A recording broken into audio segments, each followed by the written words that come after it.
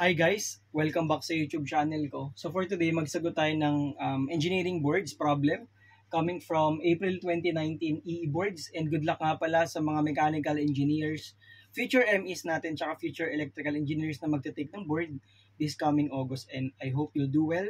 Galingan nyo mga Lodi Cakes, just do your best and God will take care of the rest. And all is well, tandaan nyo yan. Pero before natin sagutan to, shoutout muna sa Lodi Cakes ko, si Felipe Jimenez Jr. at sa REO Electrical Engineering Review, and Lodi Cakes, more power sa'yo and sa review center nyo, and I hope you all the best. Kita-kits na lang sa susunod. So ang problem natin is the suspension cable of a bridge of length 800 meters takes form of a parabola. If the sag is 100 meters, what is the equation of the parabola if the lowest part is at the origin? Okay, so the first thing that we have to do here is we have to illustrate the given problem. Okay, let's say this is our Cartesian coordinate system, and this is, let's say, the let us extend this one. So we have a parabola, a parabolic cable. So we can rewrite this, or we can draw this as this. And ayun, assume na lang natin na 0, 0 to mga Lodi. Okay, so let's say this is our suspension cable, and then it was stated that the length is 800 meters. Ano po ba, Sir IJ? What is the length 800 meters we are referring to? So this 800 meters is this one, mga idolo. Okay? So this is our 800 meters, and the length of the sag is equal to 100 meters. Ano ba yung sag, Sir IJ? So this is the length of the sag, which is 100 meters. So let us recall that the axis of symmetry, this is what we call as the axis of symmetry. It divides the parabola into two equal regions.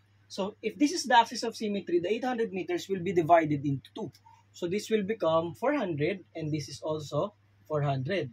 So it means that one point here is located at 400, 100, and the other point located on the second quadrant is negative 400, 100. But what is being asked, Sir IJ? We are asked for the equation of the parabola, given that the lowest point is located at the origin.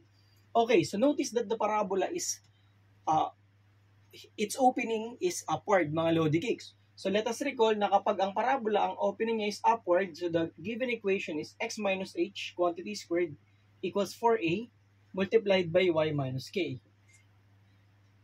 However, the vertex lies at the origin. So that means that h comma k is 0, 0. So the given equation will be simplified as x squared equals 4a y. Kasi yung h natin is 0 and yung k natin is 0. So ano yung value ng x natin, Sir IJ, and yung y natin? Hindi natin alam. Yung a hindi rin natin alam, pero alam natin that one point is this one and the other point is this one. So we can substitute either of the 2 points. But we can use the positive kasi same lang din naman.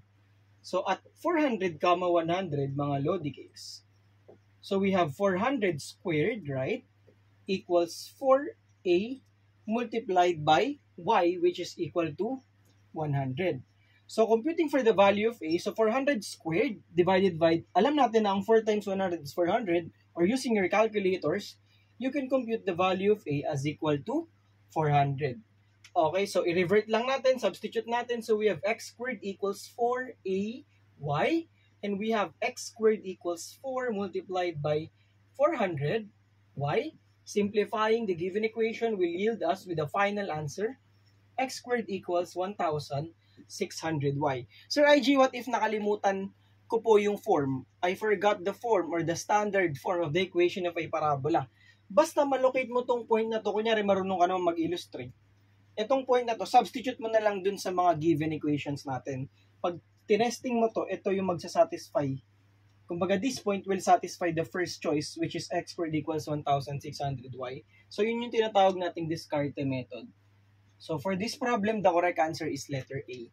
So, yun guys, ulitin ko, good luck dun sa mga magta-take ng boards this August, and maraming salamat sa mga patuloy na sumusuporta sa channel natin. Sana mas marami pa po kayo matutunan. And thank you so much kasi yun, yung iba pinapanood pa rin naman yung mga past videos natin. Kita-kits sa mga susunod. Bye-bye and God bless.